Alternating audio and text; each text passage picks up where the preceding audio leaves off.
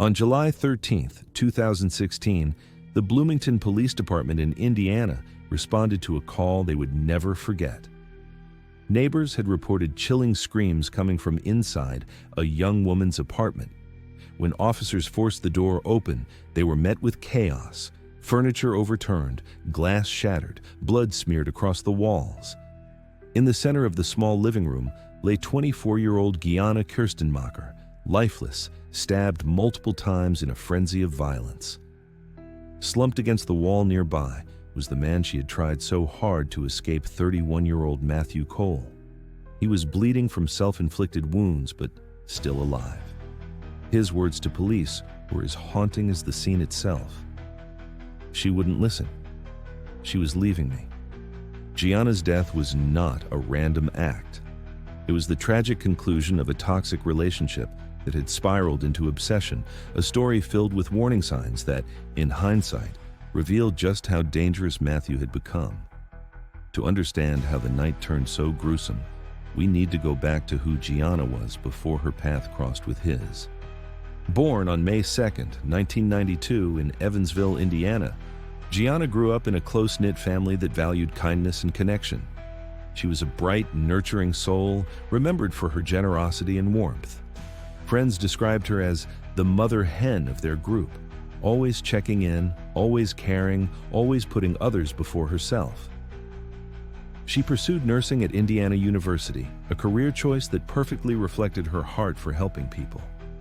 Her classmates often said she was the one who stopped to explain material during exams, the one who volunteered for the toughest clinical assignments, the one who made people feel less alone in their struggles. Outside of school, Gianna loved photography, hiking, and volunteering at a local animal shelter. She was especially close with her younger brother, Evan. He would later say, "She wasn't just my sister. She was my best friend. If I was in trouble, she was there before I even finished explaining." Her life was filled with potential, her future bright, until she met a man who would change everything. In 2014, Gianna was introduced to Matthew Cole through mutual friends at a campus gathering. Matthew was charming at first glance. He cracked jokes easily, offered to help her move furniture, and seemed to care deeply. He brought her flowers, sent good morning texts, and swept her into a whirlwind romance. To someone like Gianna, who always gave people the benefit of the doubt, his attention felt flattering and reassuring. Their relationship progressed quickly, and though some friends warned her about moving too fast, she brushed off their concerns. What she didn't know was that Matthew carried a troubling history. His past relationships had been marked by jealousy, possessiveness, and even accusations of stalking. Court records revealed restraining orders filed against him in the past, though none had led to convictions. Behind the charming mask was a man with deep insecurities and a volatile temper. By early 2015, those cracks began to show. Matthew grew controlling. He demanded to know Gianna's whereabouts at all times, often calling repeatedly if she didn't answer right away. He showed up at her nursing shifts unannounced, sitting in the lobby for hours. He scrolled through her phone without her permission. When Gianna planned a night out with friends, he erupted in anger. A neighbor would later testify hearing him shout through her door, "If you walk out that door without me, don't bother coming back." Gianna tried to rationalize it, telling her best friend Emily that Matthew was simply insecure and that he would calm down. But he didn't calm down. He escalated. By September 2015, Gianna confided in her mother that she was considering leaving him. She admitted, "He scares me when he drinks. His eyes go blank." But every time she tried to pull away, Matthew used manipulation to draw her back in. He threatened self-harm. He bombarded her with dozens of voicemails in a single night, pleading, crying, then raging. In March 2016, Gianna called 911 after Matthew showed up outside her apartment pounding on the windows. Police arrived, but with no evidence of physical harm, they simply told him to leave. He walked away without consequences. Gianna blocked his number and changed her social media passwords, but Matthew found ways to break through every barrier. He used fake accounts. He followed her car. He left notes under her door. The harassment became relentless. Gianna began living in constant fear, confiding in friends that she wasn't sure what he might do next. That fear became reality on the night of July 13th. Records later showed Matthew had called her more than 40 times that day alone. Surveillance cameras captured him pacing outside her apartment around 9 p.m.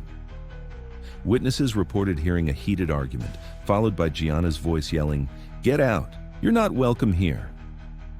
Minutes later, her screams pierced the night, drawing neighbors to dial 911. The crime scene told the rest. Investigators described it as one of the most violent domestic cases they had seen.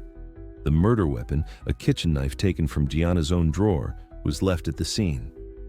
Matthew's fingerprints were everywhere. On his phone were chilling messages sent to Gianna in the days prior. "If you won't be with me, you won't be with anyone. And I'll wait outside until you come to your senses." To police and prosecutors, this was no sudden outburst. This was premeditated. As detectives dug deeper, more disturbing revelations about Matthew's past came to light. In 2011, he had been accused of assaulting a former girlfriend in Illinois. The charges were dropped when she refused to testify. In 2013, another woman filed for a restraining order, claiming he stalked her and threatened her boyfriend. The pattern was clear. Matthew latched onto women, refused to let go, and grew violent when rejected. Gianna's family, sitting in the courtroom as these details surfaced, were devastated. Her brother Evan admitted, "If we had known all this, we would have fought harder to keep her away from him." The trial began in September 2017 at Monroe County Circuit Court.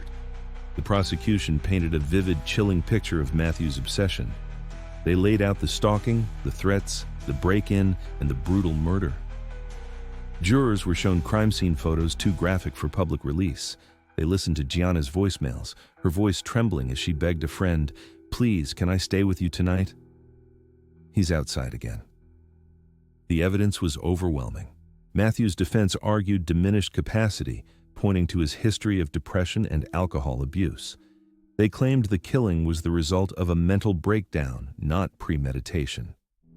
But prosecutors countered with proof that Matthew had planned the attack. He had looked up Gianna's work schedule online. He had texted a friend earlier that day saying, "Tonight, it ends." The jury deliberated for just 6 hours before delivering their verdict, guilty of first-degree murder. Matthew Cole was sentenced to life in prison without the possibility of parole. For Gianna's family, the verdict brought a measure of justice, but no relief. Her mother said at sentencing, "We don't get parole from our grief. We live with this forever." Despite their heartbreak, Gianna's family refused to let her story end in tragedy. In 2018, they founded Gianna's Voice, a nonprofit dedicated to supporting victims of stalking and domestic violence.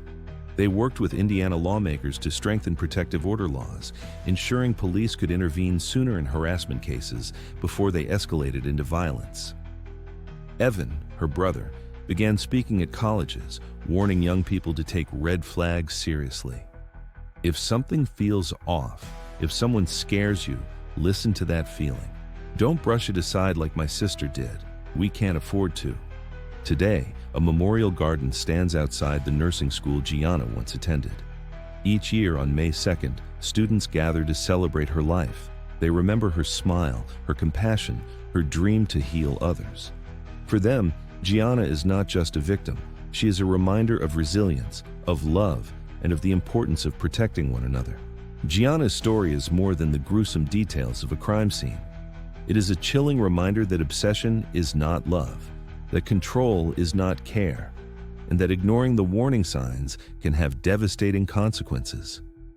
Her murder shows how fragile safety can be and how critical it is to intervene when someone says they feel unsafe. If you or someone you know is experiencing stalking or domestic violence, please reach out to the resources available in your community. Do not wait. Do not minimize. Gianna's mother said it best, "We can't bring her back, but maybe we can save someone else." Thank you for watching this episode of Evidence Uncovered. If Gianna's story moved you, please share your thoughts in the comments below. Help raise awareness by sharing this video. And if you'd like to see more in-depth true crime documentaries, Don't forget to like, subscribe, and turn on notifications. Together, we can honor victims, uncover truths, and push for a safer world.